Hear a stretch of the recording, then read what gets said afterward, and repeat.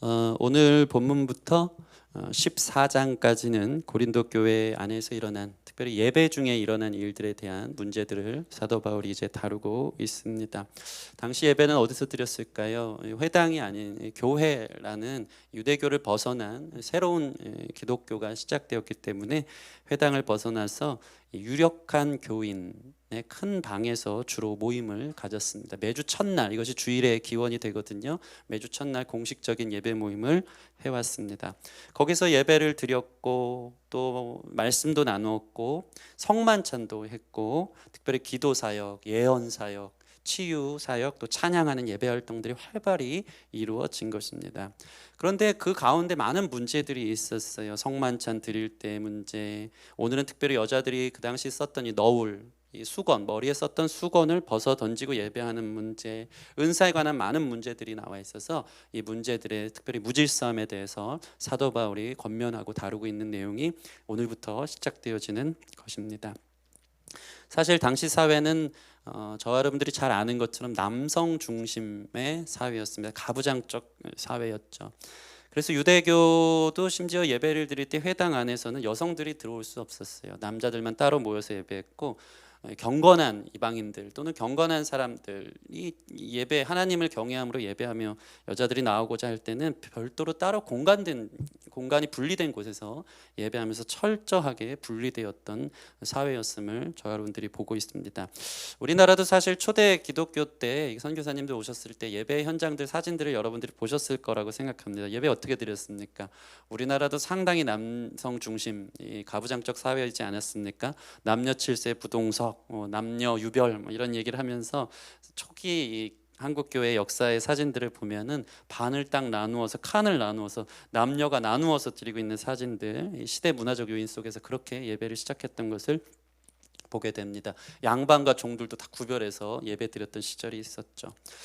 그러니 자그마치 그냥 기독교 몇백 년 전이 아니고 2000년 전, 지금으로부터 고린도 도시가 있었던 2000년 전 고대 사회에서 이러한 남녀의 차별은 더욱 심각했던 것입니다. 엄격하게 남녀가 구별됐고 남녀는 동등하지 못했던 것입니다. 그런데 오늘 고린도 교회에 파격적인 일이 시작된 것입니다. 그리스도 안에서 새로운 시대가 열린 것이죠. 이것은 세상에서 찾아볼 수 없는 교회 모임 안에서 이루어지는 모습이었는데, 그것은 바로 남과 여가 함께 모여 예배했다는 것입니다. 같은 공간 안에서. 세상에 없던 일입니다. 심지어 여성들이 같은 공간에서 예배하는 뿐만 아니고 예배의 많은 역할을 감당하기 시작한 것입니다. 성례 성찬을 함께 참여했고, 여성들이 대표 기도를 하기 시작했고, 심지어 순간적인 성령에 취해서 예언 사역에 동참하는 일들도 있었습니다.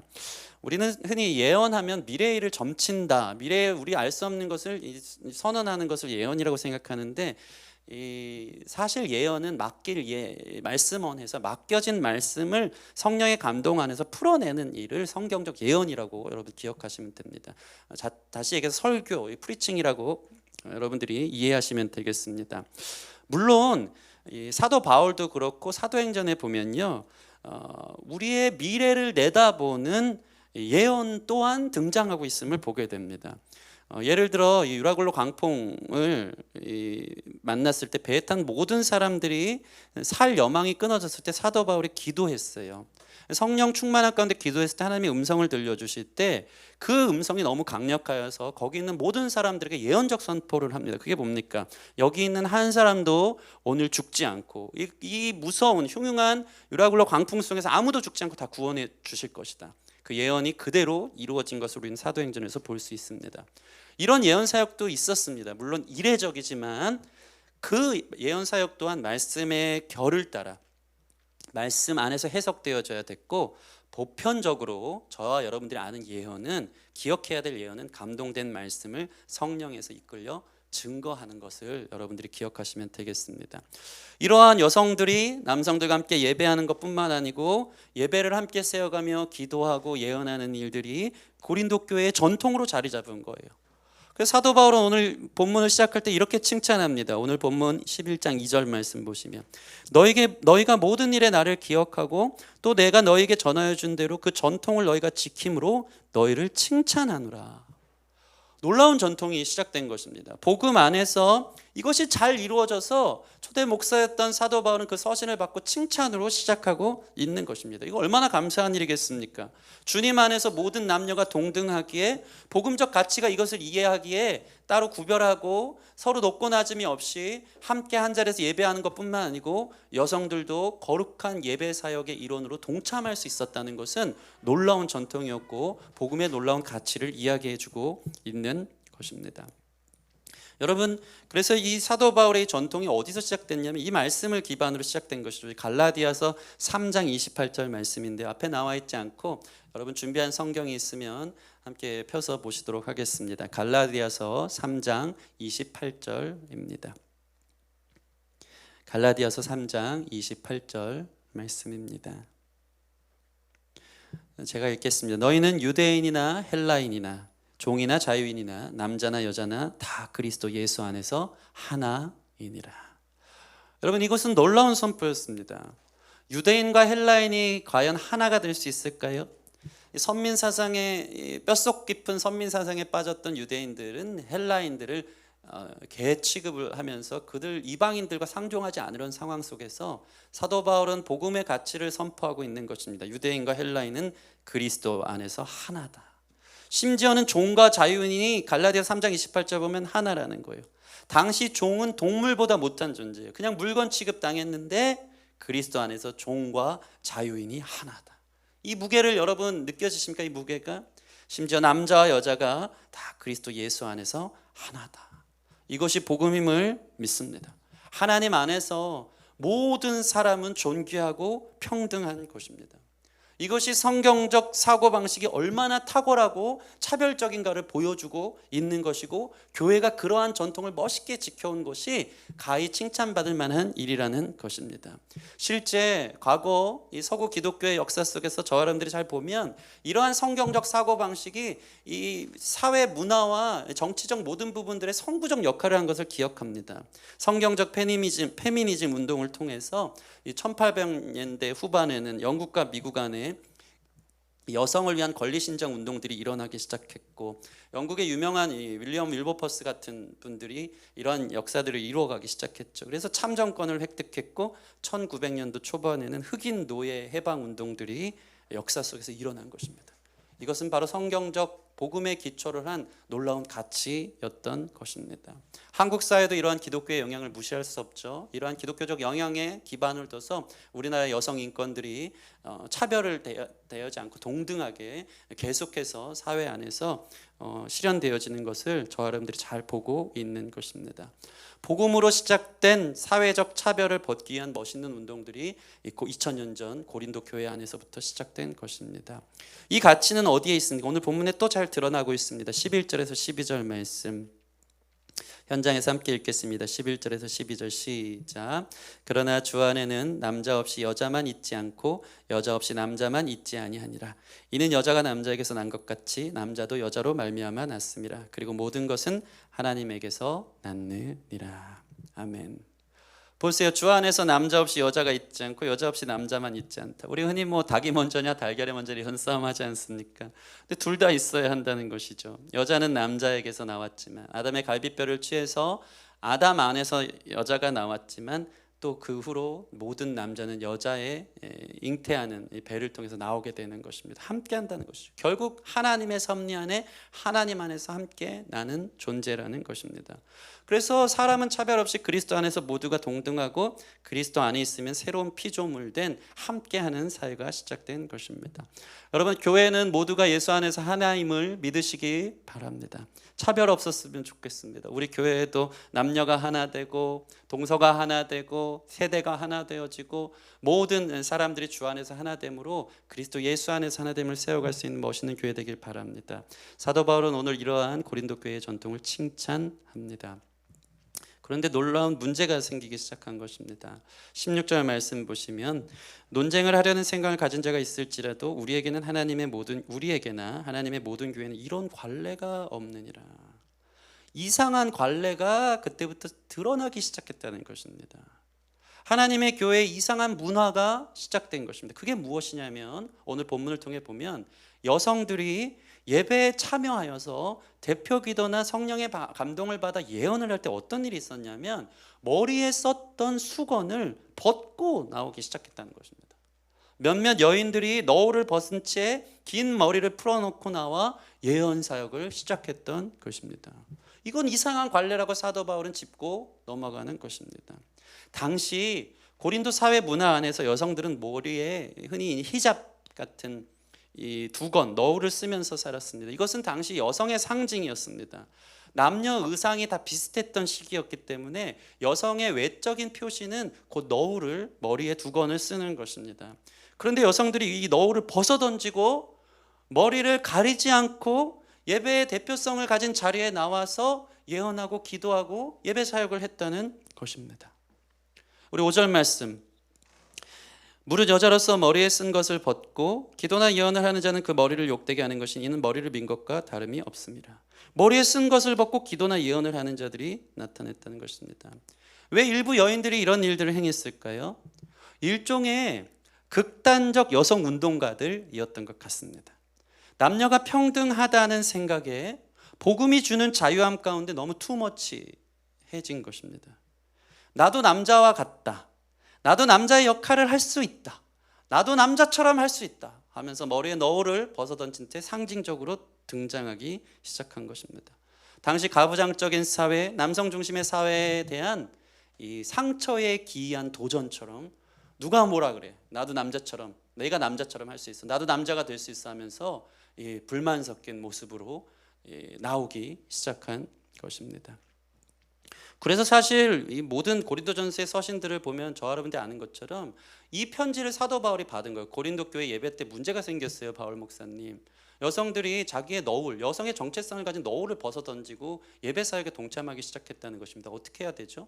사실 이 문제에 대해서 편지를 쓴 사람들도 여성의 입장에 있는 사람들이 쓴 거예요.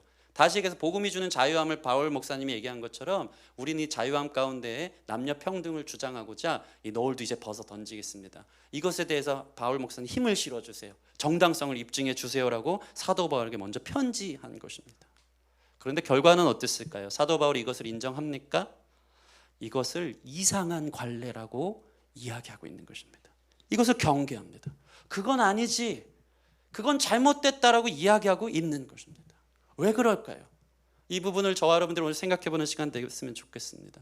첫 번째로 이것은 하나님이 세우신 남녀의 질서와 역할을 깨트리는 일이었기 때문입니다. 복음은 평등과 하나됨을 선언하지만 하나님의 창조 세계에 나타난 질서, 역할은 분명히 있다라는 것을 기억해야 하는 것입니다. 하나님은 창조 세계에 질서와 역할을 주셨어요. 이 말씀이 오늘 3절 말씀에 그림자처럼 나와 있죠. 3절 말씀 같이 읽겠습니다. 시작. 그러나 나는 너희가 알기를 원하노니 각 남자의 머리는 그리스도요 여자의 머리는 남자요 그리스도의 머리는 하나님이시니라. 여기 보면 질서가 있어요. 역할이 있어요. 위치가 있어요.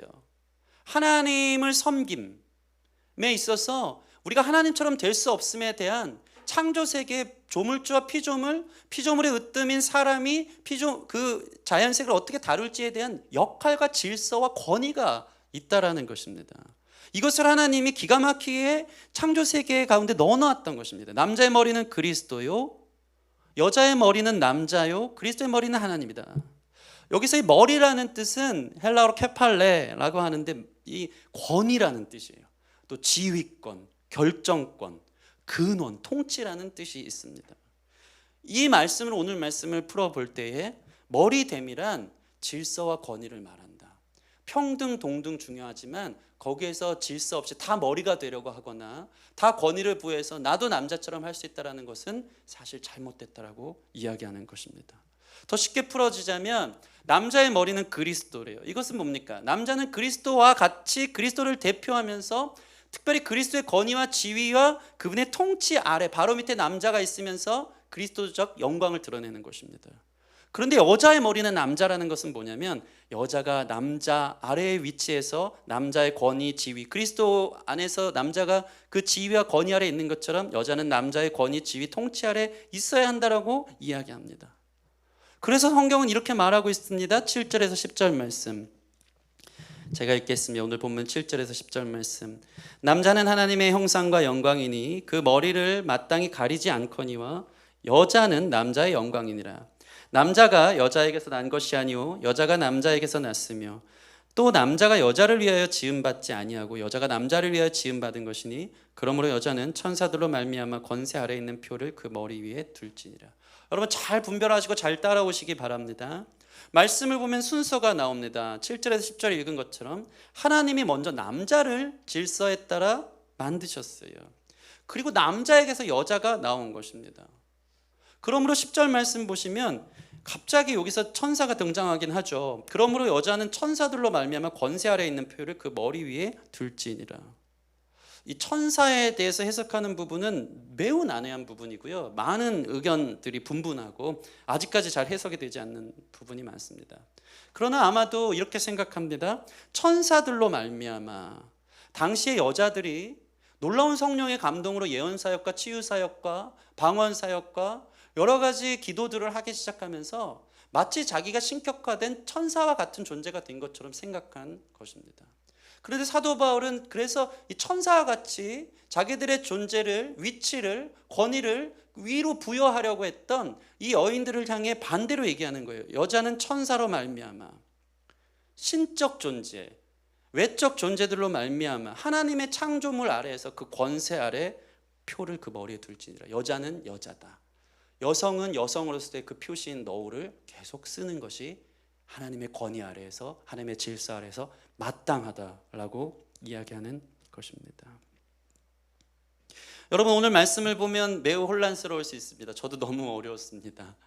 바울이 지금 한 입으로 두 말하는 것 같습니다. 복음에 대한 평등을 얘기하듯이 오늘 이 10절까지 얘기하고 11절 보면 또 이상한 얘기를 하는 것 같죠. 그러나 아까 읽은 것처럼 주 안에 남자 없이 여자만 있지 않고 여자 없이 남자만 있지 아니하다. 함께 평등하다라고 하는데 또 여기서는 남자에게서 여자가 난 것이 아니고 여자에게서 남자가 난 것이 아니고 남자에게서 여자가 나왔다. 남자가 여자 위에 있다. 그 권위와 질서와 역할이 있다라고 이야기합니다. 이게 무슨 말인가? 특별히 오늘 여성들에게 다소 불편한 설교일 수 있지만 성경을 가감없이 전하기를 소원합니다. 이 말씀은 놀라운 복음의 비밀을 저와 여러분들에게 말하고 있습니다. 함께 예배하고 참여하는 것 맞습니다. 남과 여는 모두 하나님 안에서 동등하고 평등한 것입니다. 하나님 안에서 난 존재인 것입니다. 그런데 각자 차별적인 권위, 질서, 역할은 분명히 있다는 것입니다. 다시 말해 인격적으로는 동등하지만 역할과 그로 인한 각각의 권위가 다르고 그것은 놀라운 질서를 가져다주는 질서의 하나님을 이야기하고 있는 것입니다. 좀 더 쉽게 설명해 드리자면 이러한 역할과 질서가 성경 여러 군데에 놀라운 적용점을 주고 있는 것을 보게 됩니다. 예를 들어서 가정을 한 남자와 여자가 만나 결혼하는 가정을 설명할 때 가정의 비유로 그리스도와 교회를 설명하는 것을 저 여러분들이 잘 아는 줄 믿습니다. 성경에서 얘기하는 결혼은 남자와 여자가 즐거움과 안락함을 위해서만 결혼하는 것이 아니라 그 이상의 놀라운 천국 공동체의 메시지를 담고 있어요. 그것은 뭐냐면 남자와 여자의 관계 안에서 그리스도와 교회의 관계를 풀어낸다는 것이죠.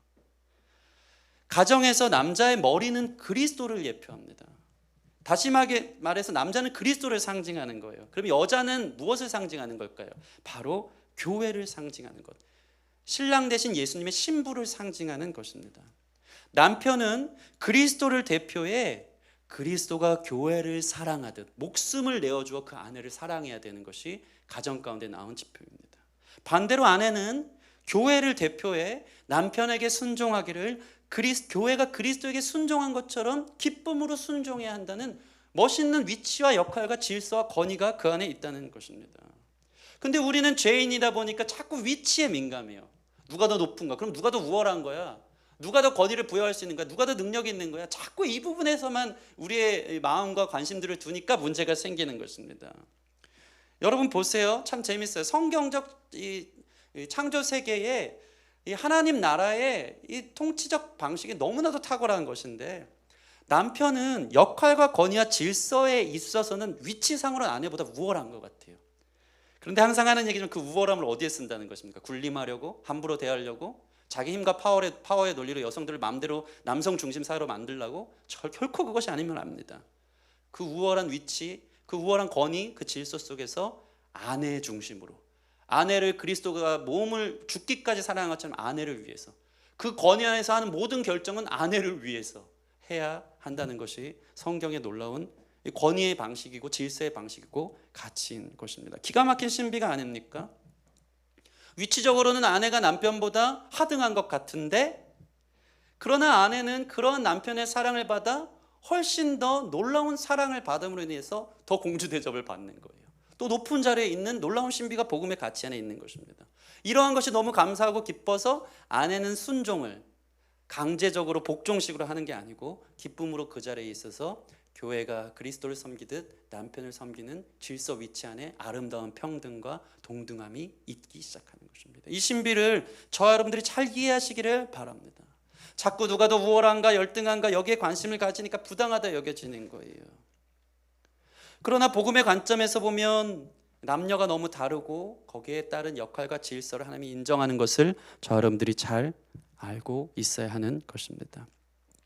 사실 생각해 보면요, 이 남자를 돕는 배필로 여자를 하나님이 지으셨잖아요. 우리는 이 돕는 배필 생각할 때 옆에서 서포터를 하고 코칭을 하고 하니까 여자가 더 열등한 존재라고 생각할 수 있지만 결코 그렇지 않습니다.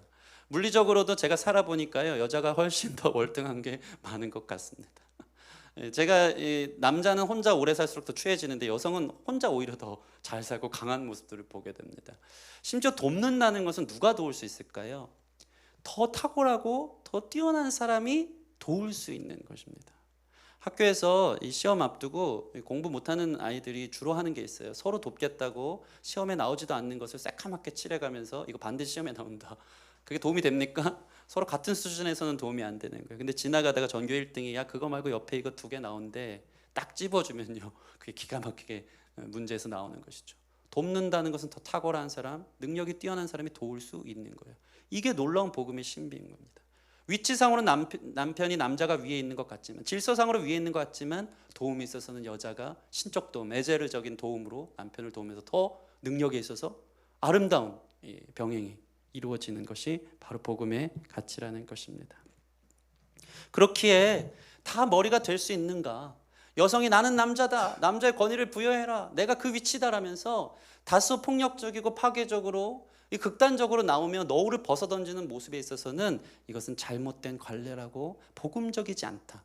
너희들이 복음적 가치로 시작했을지 모르지만 그 방향은, 그 사용하는 방식은 복음적이지 않다라고 사도 바울은 이야기하고 있는 것입니다. 여러분 다 머리가 될 수 있겠습니까? 그렇지 않습니다. 우리의 머리는 그리스도인 줄 믿습니다. 그리고 가정에서, 사회에서, 교회에서 그 거룩한 질서를 하나님이 부여하사 머리 된 사람이 있고 몸 된 사람들이 있어 아름답게 머리는 몸을 위해, 몸은 머리를 위해 존재하는 멋있는 진짜 평등, 진짜 서로를 돌보는 사랑의 이 공동체가 교회 안에서 시작되어야 한다는 것입니다. 머리의 중요한 역할을 남자가 감당한다면 여자는 심장의 역할, 펌핑의 역할을 감당하는 것과 같습니다. 머리도 중요하지만 심장도 중요한 거예요. 머리가 죽으면 뇌사지만 심장이 죽으면 몸이 죽음으로 또 죽는 거예요. 연관되어져 있어요. 다 머리가 되려고 하는 것은 잘못된 것입니다. 머리가 잘 돌아갈 수 있게 심장이 잘 펌핑하고 도울 때 또 머리는 돌아가고, 이러한 아름다운 상호작용 속에서 주님의 교회와 공동체, 가정을 천국 공동체로 세워가길 원한다는 것입니다. 그래서 하나님의 나라는 민주주의가 아니라는 것을 여러분 기억하시기 바랍니다. 다 평등하고 옳고 서로의 의견들을 어필하며 너도 옳고 나도 옳고 배가 산으로 갈 수 있는, 죄인 된 상황에서 하나님 그것을 잘 아셔서 하나님 나라는 바로 킹덤, 왕정인 것입니다. 왕이 위에서 질서 있게 통치하는 거예요. 그 밑에 위치 안에서 권위를 부여하며 질서 있게 서로를 위해 존재하는 것이 멋있는 하나님 나라라는 것입니다. 왕이 여러분 함부로 군림하고 함부로 폭력적으로 다스리십니까? 그렇지 않습니다. 하나님은 사랑의 하나님, 오직 우리를 위하신 하나님으로 당신을 드러낸 것처럼 그리스도인은 자신이 없는 것처럼 나의 자리에서 다른 사람을 섬기고 다른 사람들을 향해서 나아가는 것, 그것이 아름다운 교회의 모습이었다는 것입니다. 참 재밌는 게 이 질서, 이 권위를 무시하다 보면요, 성경적 모든 가치관이 위배가 되는 것을 저와 여러분들이 봅니다. 여러분 보세요. 에덴에서 하나님 창조하실 때 하나님이 남자를 창조하셨고, 남자 옆에 여자를 두게 남자 다음 여자를 창조하셨고, 사람 다음에 이 피조물들을 다스리도록 그 권위와 역할과 질서를 부여하신 것을 봅니다. 그런데 재미있는 사실이 있습니다. 창세기 3장, 죄가 시작되는 3장을 여러분 숙제입니다. 집에 가서 꼭 한번 읽어보시면 좋겠습니다. 3장을 보면요, 기가 막히게 이 모든 게 역전이 됩니다. 여러분 보세요. 사탄 마귀로 인해 3장에 죄가 들어와서 모든 질서가 깨져요. 그래서 제일 먼저 누가 말하는지 아십니까? 피조물인 뱀이 등장하는 거예요. 하나님이 먼저 위에서 권위와 질서와 역할 안에 말씀해 주심으로 사람을 통해서, 사람이 피조물을 통해서 드러나야 되는 건데 다 거꾸로 된 거예요. 뱀이 먼저 갑자기 등장해서 하나님이 참으로 너희에게 동산 모든 나무 열매를 먹지 말라 하시느냐라고 이 질서가 완전히 뒤바뀝니다. 근데 그 말을 누구에게 할까요? 남자에게 합니까? 아닙니다. 여자에게 합니다. 뱀이 여자에게 말하고 여자가 남자에게 그것을 말하고, 이 사건이 다 끝난 뒤에 모든 혼돈과 무질서와 아픔과 죄로 인한 상처가 시작된 뒤에 나중에 하나님이 등장하기 시작하는 것입니다. 완전히 역할과 질서가 깨진 것입니다. 마치 사사시대와 같아요. 이 역할과 질서, 하나님을 섬기고 하나님 앞에 서고자 하는 그런 역할들, 하나님 아래 우리가 있다고 하는 것을 다 잊기 시작하니까 각자 왕이 없었으므로 각자 소견에 오른 대로 살다가 그 모습이 드러나는 것입니다. 여러분 보세요. 오늘날 사회가 어떻습니까? 파편화되어 개인 인권을 주장한다고 하면서 여러 가지 자기 중심적, 자기 자리, 자기 위치를 잡기 위해서 차별금지법, 극단적 페미니즘, 이런 일들로 서로 싸우고 서로 머리만 대려고 하는 것들이 이 사회, 죄로 점철된 사회의 모습 아닙니까? 그로 인해 어떤 결과가 일어났습니까? 남녀 혐오 사상은 극대화되고 동서 갈등, 세대 간의 갈등, 정치 사상적 이데올로기의 갈등들로 인해서 파괴, 무질서, 혼돈을 가져온 거예요. 이건 복음적이지 않다. 교회가 쉽게 복음의 가치, 자유를 선언한다고 하면서 여성들이 너울을 벗어던지고 나타나다 보면 이것은 다소 파괴적이고 폭력적이고 복음적이지 않고 무질서와 혼돈을 가져온다고 사도 바울은 지적하는 것입니다. 여러분, 우리 이 사랑은, 그래서 참 재밌어요. 우리가 13장에 보면 나오겠지만 사랑은 무엇이죠? 아무리 천사의 말을 한다 그래도 사랑은 교만하지 않고 무례히 행치 않고 자기 이익을 구하지 않는 것입니다. 이 여성들이 이 사실을 모르고 복음이 주는 자유함 속에 자신들의 상처에 기이한 남성 중심 사회에 대해서 도전적으로 나타난 것에 대해서 복음적이지 않다, 강하면 부러진다 라고 이야기하는 것입니다.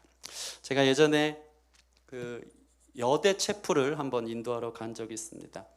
3번의 채플이었는데 첫 채플 공연을 잘 마쳤는데 끝나자마자 이제 점심 식사 시간에 교목 목사님으로부터 이 채플 익명 게시판에 저의 사역을, 그때 채플 사역하지 않았습니까? 공연을 했는데 음악과 설교를 병행한 것인데 저를 지적하는 댓글들이 올라왔다는 것입니다. 저는 너무 충격을 받았어요. 너무 무서웠어요. 어떤 3가지 핵심적인 저에 대한 지적이었습니다. 악성 댓글이었죠. 처음에 지적은 제 멘트에 대한 지적이었어요. 정말 무섭습니다. 여대 가서 이게 말 조심해야 되는데 제가 그렇게 얘기했어요. 이렇게 아름다운 봄날 꽃과 같은 여러분과 함께 채플하게 돼서 얼마나 감사하고 좋은지 모릅니다. 저는 칭찬으로 분위기 좋게 하려고 했는데 채플이 끝나자 댓글에 이렇게 나왔습니다. 여대 다니는 사람들은 다 꽃과 같아야 되나요? 말 조심하세요. 너무 충격을 받았습니다. 2번째는 어떤 일이 있었냐면, 당시 저희 와이프가 임산부였음에도 불구하고 옆에 싱어로 섬겨주러 갔습니다. 저희 사모님 노래 잘하는 줄 믿습니다. 그래서 노래하고 이제 문자 참여 같은 거 합니다. 채플에 막 여러 가지 질문들 하면서 분위기 참 좋았는데, 이 문자 사연 당첨자를 이제 선물을 주지 않습니까? 몇 번 당첨됐습니다, 선물 주겠습니다, 나오세요 할 때 아내에게 인터뷰와 전달을 시켜 선물 증정식을 시켰어요. 채플에 어떤 댓글이 있는지 아십니까? 아니, 임신한 아내를 그렇게 시키나요? 자기가 직접 전달하지는 않고, 이런 댓글이 올라온 것입니다. 사실 말은 맞죠. 임신한 아내 힘들죠. 그럼 당연히 좋죠. 그러나 저는 마이크를 잡고 진행하고 있었고 기타를 메고 있었고, 사실 와이프와 이 동의하에서 기쁨으로 아내는 그걸 섬긴 것인데, 뭔가 삐딱하게 꼬투리를 잡고자 하는 심정으로 본 몇 명의 여성들의 익명 댓글이 과격하게 저를 향해서 지탄하는 것을 보게 된 것입니다. 더 충격적인 마지막 댓글은 이것이었습니다. 제가 문자 참여 권유할 때 마지막 문자 참여는 이거였어요. 여러분 고마운 사람들에게 장문의 편지로 보내주시면 제가 읽어드리겠습니다. 생각나는 부모님이나 선생님도 좋고 여러분 남자친구도 좋습니다. 여러분 여기서 뭐가 잘못됐을까요? 어떤 댓글이 올라왔을까요? 이런 댓글이 올라왔습니다. 꼭 남자친구만 애인인 것처럼 얘기하지 마세요. 발언 조심하세요. 너무 무서웠습니다. 얼마나 그런 댓글들이 이 시대를 반영하고 있는지 모릅니다. 물론 문화를 알아야 되고 예의를 갖추고 남성 우월적인 고자세는 잘못된 것입니다. 그런데 저는 거기서 발견한 게 있어요. 너무 공격적인 것입니다. 그것만 콕 꼬집어서 강사 욕하고 발도 못 들여놓게 하는 몇몇의 학생들이 익명 게시판에 한 사람이 여러 개 또 올릴 수 있다 그러더라고요. 그런데 더 놀라운 것은 그 영향을 받아서 그 여대에서 아무 생각 없이 기쁨으로 즐기던 사람들도 그것을 잘못된 것처럼 꼬집고 여대에 다니면 이 정도 각성, 이 정도 깨어있는 생각이 이 시대에 필요하구나 하면서 얼마나 싸납게 변하고 있는지 모릅니다. 저는 지금 저를 두둔하려는 것이 아니라 얼마나 날카롭고 싸나운 세상인지에 대해서 이야기하는 거예요. 눈에 불을 켜고 쌍심지를 켜고 보는 거예요. 얼마나 안타깝습니까? 무엇이 이 시대의 여학생들을 그렇게 만들었을까요? 제가 거기서 진짜 참교육을 받고 온 건데 이 죄 많은 세상, 사람들이 다스린 나라에서 서로 피해만 준다고 생각하다 보니까 남성 우월 의식 속에 여성들 안에는 심각한 피해의식, 자격지심들이 있고 서로 극혐하기 시작했고 누가 더 우월한지 인권을 운운하며 그렇게 공격적이고 싸납고 꼬투리 잡아서 그건 이게 문제다, 그거는 남성 중심적인 사고방식이다라고 이야기하는 그 태도가 물론 더 나은 사회를 만들기 위한 노력이었지만 그 방식에 있어서 서로 싸우기만 한다면 결코 상호 공멸하고 파괴적이고 아픔과 상처만을 주고 그 갈등이 전혀 좁혀지지 않는 것을 저와 여러분들이 역사 속에서 이 시대를 살아가면서 보게 된다는 것입니다. 사도 바울은 이것이 복음적이지 못하다라고 얘기하는 것입니다. 고린도 교회에 이런 일부 여성들이 있었던 것입니다. 니들만 잘났냐? 나도 남자같이 할 수 있다. 내가 더 잘한다. 지금 고린도 교회 머리를 가리지 않고 나오는 여자들의 태도를 보면서 바울이 말하는 거예요. 그거 사랑 아니다. 복음의 신비를 발견해라. 역할과 권위가 열등과 우월을 나누는 것이 결코 아니다. 남녀는 다르게 창조되었고 서로 역할이 다르고 그래서 서로 사랑할 수 있는 것이다. 동등하지 않다는 것이 아니다라는 것을 보여주는 것입니다. 여러분 진짜 멋있는 복음은 이 머리에 수건을 벗고 나와서 난 복음으로 자유다 선언하지 않아도 수건을 쓰고 나와서 거기서 기도다운 기도, 멋있는 예언 사역들을 선포할 때 진짜 복음의 능력이 그 가운데 나온다는 것을 이 사람의 힘으로 보여주려고 보여지는 것인데 향기가 아닌 냄새로 그렇게 드러나고 있는 모습에 대해서 사도 바울은 힘들어하고 있는 것입니다. 여러분 그 역할 우리 기억하시고 질서를 기억하시고 남성과 여성의 서로를 존중하며 세워갈 수 있는 이 교회로 나아갈 수 있는 저와 여러분들이 되어지기를 소원합니다. 두 번째는 이런 일들이 교회 안에서 일어나기 시작하니까 복음이 전달되는 통로가 막히게 됐다는 것입니다. 성령의 자유와 능력 안에서 예언할 때 이 머리덮기를 사양하고 머리카락을 풀어헤치면서 나오는 그 여성들의 모습을 보면서 복음이 오히려 막히는 역효과를 가져왔다는 것을 바울은 이야기합니다. 여러분 보세요. 당시 여성들이 강단에 나와서 기도하며 예언할 때 이런 모습을 보면 다소 보수적인 신자들은 적잖이 당황했을 것 같습니다. 단정치 않고 수치스러운 일이라고 고개를 절레절레 흔들었을 것입니다. 왜냐하면 당시 사회 교범에서 여성이라 함은 너울을 써야 되는 것이었고 심지어 너울을 벗어던진다는 것은 그 남편에게 수치가 되는 거예요. 남편에게만 그 얼굴을 보였어야 되거든요. 근데 자기의 너울을 벗어던지고 공개된 자리에서 예언 사역을 하면서 이게 자유다라고 얘기했지만 그 문화적 온전한 소화를 하지 못한 사람들은요, 그것을 이해하지 못한 사람들은 오히려 눈살을 찌푸리며 복음을 막는 일이 생긴 것입니다. 그래서 오늘 바울은 이렇게 극단적으로 표현하는 것을 봅니다. 5절에서 6절 말씀 보면 무릇 여자로서 머리에 쓴 것을 벗고 기도나 예언을 하는 자는 그 머리를 욕되게 하는 것이니 이는 머리를 민 것과 다름이 없습니다. 만일 여자가 머리를 가리지 않거든 깎을 것이요 만일 깎거나 미는 것이 여자에게는 부끄러움이 되거든 가릴지니라. 이게 무슨 의미입니까? 여자가 머리를 미는 것은 부끄러운 일 아니냐. 너희가 너울을 벗고 나온다는 것은 여자로서의 정체성을 벗어버리고 성 정체성을 벗어버리고 나오는 것이 사실은 상당히 부끄러운 일이 될 수 있다. 머리를 민 수준으로. 당시 사회에서 여성들이 머리를 미는 사람들이 있었어요. 어떤 사람일까요? 동성애를 하는 사람들입니다. 남성 역할을 하기 위해 머리를 미는 역할들이 있어요. 얼마나 부끄러운 일이에요. 반대로 남자들은 이 동성애를 하기 위해서 머리를 기르고 여성 역할을 하는 사람들이 있어요. 이게 14절 말씀 보면 남자에게 긴 머리가 있으면 자기에게 부끄러움이 되는 것을 본성이 너에게 가르치지 않느냐. 그 역할을 잃어버리는 너무나도 과격한 행동이라고 바울은 얘기하고 그것이 복음을 막는 통로가 되는 거예요. 머리에 너울을 벗는 것은 심지어 나는 거리의 여자입니다 라는 표현이에요. 이것이 교회 안에서 지금 일어나기 시작한 것입니다. 지금으로 치면요, 예배에 나와서 말씀 선포하고 대표 기도하는데 다 노출하고 나온 거예요. 다 노출하고. 옷차림에 있어서 너무나도 파격적으로 하고 나와서 사람들의 시선에 불편함을 주는 것과 다름이 없는 모습인 것입니다. 여러분, 그렇다면 제대로 예배를 드릴 수 있었을까요? 그렇게 나오는 사람들이 그 당시 문화 안에서 특별히 그렇게 예언하고 기도하는 이 한 가정의 아내를 볼 때 그 남편이 얼마나 수치스럽겠습니까? 그녀가 아무리 성령 충만해서 전한들 그 예언적 메시지가 메시지로 들려오겠습니까? 사람이 먼저 보이는 것은 외모였던 것입니다. 여러분, 그래서 복음은 아래로 흘러가는 것입니다. 성육신적으로, 문화적으로, 상황화에 따라서 흘러가야 되는 것인데 복음이 주는 평등을 너무 무리하게 올리면서 나도 남성이다 하면서 그렇게 나오는 것은 잘못됐다. 복음의 걸림돌이 된다라고 얘기합니다. 심지어 당시 고린도 도시에는 무엇이 가장 많았을까요? 바로 신전입니다. 신전에는 신전 창기들, 신전 여성들이 있었습니다. 그들이 주로 하는 일들이 뭐냐면 신전에서 이 귀신과 신접하는 일들을 했어요. 무당이 구살 때 이 신을 강림받는다 그러잖아요. 강무를 하고 이러잖아요.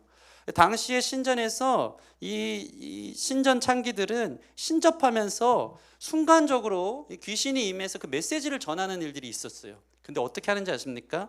그 당시에 신전 여성들이 메시지를 전할 때 갑자기 영감이 오면, 귀신으로부터 영감이 오면 머리를 풀어 헤쳐요.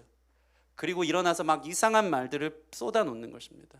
예언을 하고 점을 치고 이 무당들이 올여름 물 조심해, 너 인생에 살이 끼었어, 막 이런 예언적 선포를 머리 풀어 헤치고 한 거예요. 그런데 지금 어떤 일이 벌어지고 있습니까? 교회 안에서 성령 충만하다고 하는 여성들이 머리를 풀어 헤치고 예언적 메시지를 할 때 이미지가 오버랩 되는 거예요. 그거 보면서 신전에 있는 여성들의 모습이 그대로 드러나기 시작하면서 결코 복음이 온전하게 증거되어지는 일이 되지 않았다는 것을 사도 바울은 문화적으로 이야기하고 있습니다.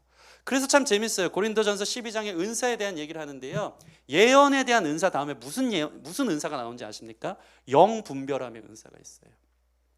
예언을 하지만 그 예언이 어디 영으로부터 왔는지에 대해서 분별하는 은사로 서로 질서 있게 교회가 걸어가야 된다는 것을 사도 바울이 이야기합니다. 이 사람들이 성령 충만해서 복음이 주는 자유함에 너울을 벗어던지고 예언을 하는 그 모습이 마치 신전에서 신접한 무당들과 같이 전하는 모습과 똑같은 것이 복음의 걸림돌이 된다고 사도 바울은 이야기하고 있는 것입니다. 굳이 그렇게 해서라도 예배드리는 사람 불편 주고 세상 사람들 볼 때 문제가 되게 할 필요가 있는가? 복음의 초월적 가치를 드러낸다고 하면서 결국 복음의 통로를 막히게 하면 되겠는가? 사도 바울은 이 이야기를 합니다. 여러분, 이 말씀을 오늘날 어떻게 적용해야 될까요? 여자가 머리를 가리지 않고 나오는 게 요즘 교회 문제가 되겠습니까?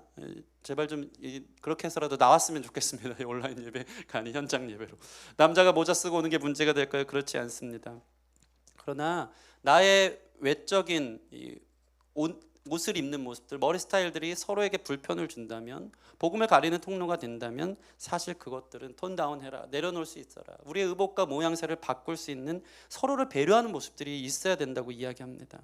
목사가, 우리 교역자들이 주일이면 정장 입고 다니는 이유가 답답하고 뭔가 보수적이고 그래서 그렇습니까? 반대로 한번 생각해 보십시오. 제가 복음이 주는 자유라고 하면서 다음 주부터 이제 수염 이렇게 막 기르고 한 주만 하면 이렇게 길러지거든요. 길고 청바지 입고 막 이렇게 체인 달고 나와가지고 저 자유합니다 하면서 설교하면 여러분 과연 자유롭게 예배할 수 있는 사람이 있을까요? 쉽지 않은 거예요. 복음의 통로가 막힐 수 있는 거예요. 다소 그런 부분에 있어서는 톤 다운하고 보수적이고 서로에게 배려하는 차원에 있어서 그리스도인의 덕이 되는 삶의 자세로 살아가야 됐지만 이 당시 고린도 교회 여성들이 그러지 못했다는 것입니다. 빛이 은은할 때는 보기 좋고 아름답게 비추지만 너무 드러내 놓으면 이 빛이 강해서 눈살을 찌푸리는 거예요. 복음을 가졌다는 그 빛을 가진 여성들이 드러내고 난 복음 안에 자유하니까 하는 것이 오히려 교회와 사회에 눈살을 찌푸리는 일들이 되어진 것입니다. 그래서 사도 바울은 오늘 말씀을 마무리하면 이렇게 이야기하고 있습니다. 13절 말씀 있는 같이 읽었으면 좋겠습니다. 너희는 스스로 판단하라. 여자가 머리를 가리지 않고 하나님께 기도하는 것이 마땅하냐. 사도 바울이 이렇게 이야기하는 거예요. 두 가지 복음적 가치를 이야기했어요. 남녀는 평등하다. 그러나 복음 안에서 남녀는 권위와 질서와 역할이 있다. 여기서 스스로 판단하라는 거예요. 너무 혼란스럽지 않습니까? 동등하고 평등하니까 남자처럼 하고 나왔는데 그게 또 투머치하고 너무 과격하고 폭력적이면 안 된다. 이 곳 안에서 복음 안에서 너희는 스스로 판단하라. 여자가 머리를 가리지 않고 하나님께 기도하는 것이 마땅하냐. 복음 안에서 이제 여러분이 판단할 일이 남아있는 것입니다. 복음이 주는 남녀 차별 없는 평등과 동등함, 복음 안에서 허락된 질서와 권위 안에서 저 여러분들은 어떻게 행동해야 되겠습니까? 저는 이 고린도전서 강해를 통해서 복음이 저와 여러분의 삶에 밀접한 삶의 전반적인 부분에 영향을 끼친다는 것을 저와 여러분들이 나누고 배우고 있습니다. 그 영향은 주로 배려와 사랑, 덕을 끼치는 함께 사는 사회에 대한 방법을 부여하고 있음을 저와 여러분들이 나누었습니다. 우리는 근데 너무 복음을 오늘 말씀도 그렇고 너무 자기 편의적으로 해석할 때가 너무 많아요. 자기 자유를 위해 악용하는 것이 고린도 교회에 너무 만연했던 것입니다. 여러분 복음은 분명히 양면성이 있습니다. 이것을 균형 있게 넘어지지 않도록 페달을 밟듯이 계속 걸어가야 되는데 사람들이 자기 편의적으로 자기 자유를 위해서 복음에 필요한 측면만 가짜 복음 한쪽 측면에 치우친 복음만을 가지고 자기 편을 위해서 쓰는 것이 바로 문제라는 것입니다. 복음은 무엇일까요? 복음은 예수 그리스도인 줄 믿습니다. 예수님은 누구십니까? 요한복음 1장 14절 은혜와 진리가 충만한 분이에요. 복음의 양면성은 기억하십시오. 은혜와 진리의 동전의 양면과 같이 충만하게 균형 있게 흘러가는 것이 바로 복음입니다. 여러분 은혜만 강조하면 어떻게 될까요? 오늘날과 같이 여인들처럼 머리 풀고 나오면서 자유를 부과하며 자유 방종주의가 될 수 있는 거예요. 은혜 값없이 받았으니 난 모든 게 자유예요. 은혜로 다 덮어. 복음이 주는 자유로 너무나도 다른 사람에게 힘들게 어렵게 배려하지 않는 모습으로 나온 것입니다. 이들은 율법 폐기론에 빠져요. 진리를 배제해요. 진리의 완성은 무엇입니까? 예수님은 율법을 폐기하러 온 게 아니고 사랑으로 완성하러 오셨는데 이 여인들은 천사의 말을 하는 것 같았지만 천사와 같았지만 결코 사랑은 없었던 것입니다. 반대로 진리만 강조하는 사람은 어떤 사람입니까? 율법주의, 도덕주의에 빠져요. 이런 사람의 특징은 무엇입니까? 거룩하기에 진리의 잣대에 자신을 맞춰 각고의 노력을 하며 선하게 살아야 된다고 늘 눌려 사는 사람들입니다. 근데 문제는 뭐냐면 그렇게 금욕적으로 살면서 잘 살면 모든 공로는 자기한테 돌리는 거예요. 구원의 값없음의 은혜를 하나님께 돌리지 않고 진리를 내가 쫓아서 금욕적으로 살아 그 공로를 돌리고 심지어 타인에게는 너는 왜 그렇게 안 살아면서 비판과 판단의 모습으로 치우친다는 것입니다. 은혜의 자유 방종주의의 치우침, 그리고 이 진리가 주는 율법주의의 이 치우침을 통해서 한쪽으로 넘어지는 것이 고린도 교회 그리고 저와 여러분들의 삶 가운데 나타나는 것이기에 오늘 이 본문은 저와 여러분에게 얘기하는 거예요. 복음의 놀라운 균형, 진리와 은혜의 균형을 이야기하는 거예요. 자유하다, 평등하다, 동등하다. 그러나 그 안에 진리는 무엇을 가르치는가? 그렇기 때문에 서로 섬겨라. 서로 권위를 인정하고 그 질서 안에서 사랑하는 데 힘써라 라고 사도 바울은 이야기하고 있는 것입니다. 오늘 말씀을 마치겠습니다. 우리가 이 스스로 판단했으면 좋겠어요. 그렇게 성숙한 신자들이 되어지기를 소원합니다. 진리와 은혜의 측면에서 균형을 맞추지 못해서 다른 사람들에게 예배에 불편을 주고 사회의 눈총을 받았던 고린도 교회의 모습이 아니라 자기 편의적으로 자기 중심적으로 복음을 악용하는 사람들이 아니라 우리 교회가 복음 안에서 잘 걸어가기를 소원합니다. 여자가 머리를 가리지 않고 나오는 문제를 통해 사도 바울은 이 작은 문제를 또 드러내서 복음을 복잡하게 설명하는 것 같으나 균형 잡힌 태도를 가져야 된다고 말하고 있습니다. 이것을 우리 삶에 적용하여서 이웃을 위해서 늘 배려하고 멋있는 시민 교양이 있고 자기에게 복음을 통한 자유가 남들에게 과격한 선언으로 드러내지 않는 질서와 권위 안에서 서로 사랑하기를 힘쓰는 저와 여러분들이 되기를 주님의 이름으로 소원합니다. 우리 시간 같이 찬양하고 기도하는 시간 갖겠습니다. 오늘 이곳에 계신 성령님 함께 찬양하고 오늘 말씀 붙들고 같이 기도하도록 하겠습니다.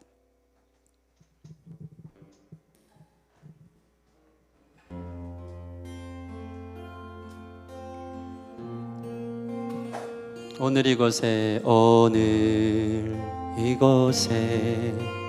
계신 성령님 우리에게 말씀하시고 우릴 가르치소서. 닫힌 우리 맘 열어주시고 주의 빛으로 밝혀 우릴 인도하소서. 다시 한번 오늘 이곳에